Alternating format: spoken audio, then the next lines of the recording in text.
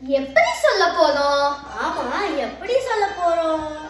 இயலோடு இசை கலந்து நாடகமாய்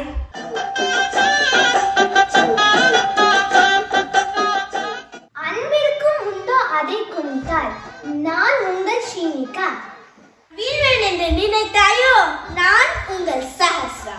தமிழுக்கு அமுதென்று பேர். நான் உங்கள் ஆதிரா. அறம் செய்ய விரும்பு. நான் உங்கள் லூயிசா.